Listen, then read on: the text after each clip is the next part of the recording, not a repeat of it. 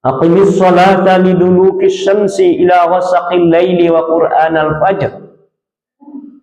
Inna qur'anal fajri kana mashhuda. Dirikanlah salat dari semenjak tergelincirnya matahari sampai dengan kegelapan malam.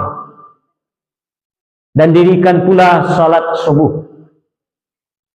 Sesungguhnya salat subuh itu adalah disaksikan. Surat Al-Isra ayat 71. Bapak dan Ibu jamaah rahimakumullah, seperti yang tadi disampaikan oleh Bapak pengurus masjid kita, dulu yang pertama di sini lebih ramai kita. Artinya ustaz yang datang. Hari ini bertepatan juga ada kegiatan lain. Di antaranya juga kegiatan aksi peduli Palestina. Jadi Bapak Ibu, sebagian kawan-kawan ada yang berangkat ke Padang dalam rangka untuk menghadiri kegiatan aksi Palestina tersebut. Dan kita Bapak Ibu yang berbahagia di GNPF Ulama juga sangat peduli dengan penderitaan saudara-saudara kita di Gaza, Palestina, yang sampai hari ini tetap dibombardir oleh Israel laknatullah alaih. Padahal Bapak Ibu yang berbahagia, beberapa bulan sebelum ini sudah sepakati gencatan senjata. Tapi dasarnya kaum Yahudi selalu mengingkari janjinya. Dan itu memang sudah dinyatakan oleh Allah dalam Al-Quran. Tadi ketika sholat subuh sengaja kita baca surat Al-Baqarah ayat 83. Ada perjanjian yang sudah dibuat oleh orang Yahudi dengan Allah Subhanahu wa Ta'ala. Perjanjian yang bersifat universal, umum. Untuk la ta'buduna illallah, jangan kalian menyembah kecuali hanya kepada Allah. Wabil walidaini ihsana, berbuat baik kepada orang tua. Wazil qurba, kepada karib kerabat. Wal yatama, kepada anak yatim. Wal masakin, kepada orang-orang miskin. Wa qulu linnasi husna, untuk mengucapkan perkataan yang baik kepada segenap manusia. Wa aqimus shalah, untuk menegakkan salat. Wa atuz zakah, untuk menunaikan zakat. Tapi apa yang terjadi? Orang Yahudi selalu ingkar janji. Jadi itu Bapak Ibu, perjanjian pertama itu adalah mencakup seluruh umat manusia. Orang Yahudi model 7 dipintah untuk hanya taat patuh menyembah kepada Allah. Ayat yang keduanya 84-nya itu tadi perjanjiannya apa? Wa iz akhadna mitsaqakum la tasfikuna dima'akum wa la tukhrijuna anfusakum min diyarikum. 2. Jangan kalian wahai orang Yahudi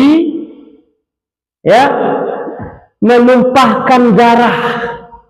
Jangan kalian wahai orang Yahudi mengusir orang dari kampung halaman mereka. Orang Yahudi sudah menyepati perjanjian itu. Summa aqrartum wa antum tashhadun. Kamu wahai orang Yahudi sudah berikrar mematuhi perjanjian itu dan kamu bersaksi. Tapi yang terjadi apa? Summa antum haula'i taqtuluna anfusakum wa tukhrijuna fariqam minkum min diyarikum. Kalian orang Yahudi tetap saja membunuh, tetap saja mengusir orang. Dan itu terjadi sepanjang masa. Dan pembunuhan orang Yahudi bukan hanya kepada manusia biasa. Bahkan dalam Al-Quran dijelaskan wa taqtuluna al-anbiya'a bighairi haqq. Biasa saja orang Yahudi itu membunuh para nabi tanpa alasan yang hak. Jadi Bapak Ibu, itu adalah kelakuan orang Yahudi diadikan dalam Al-Quran. Dan hari ini ditunjukkan di Gaza, Palestina. Ingkar janji, membunuh. Tidak peduli mereka, anak-anak, orang tua, wanita, dan lain sebagainya. Jadi Bapak Ibu yang berbahagia, kita sangat peduli dengan hal itu. Maka kita pun juga, Ibu yang berbahagia, GNPF Ulama tetap menggalang dana untuk itu, memberikan bantuan kepada orang-orang di Palestina tersebut. Oleh sebab itu Bapak Ibu yang berbahagia, kehadiran kita dalam gerakan subuh berjamaah juga untuk bersamai masyarakat di luar 50 kota perkumbuh dan kabupaten 50 kota. Jadi setelah lebaran terus ya kita lakukan hal ini. Mudah-mudahan kita bersama umat Islam bangkit melalui salat subuh, dimulai dengan berkah Allah Subhanahu wa taala, dengan pertolongan Allah Subhanahu wa taala, dan kita bersama-sama ya bersatu membangun kekuatan umat Islam supaya kita bisa kembali bangkit. Karena awak di Indonesia lajane mayoritas tetapi jumlah banyak namun kuantitasnya sangat kurang. Ya, salat subuh ini barometer untuk menunjukkan kekuatan kita umat Islam. Mudah-mudahan dengan ramai salat subuh, insya Allah salat-salat yang lain akan ramai, dan dengan itu kita umat Islam menjadi umat yang tetap mendapatkan pertolongan Allah Subhanahu wa taala.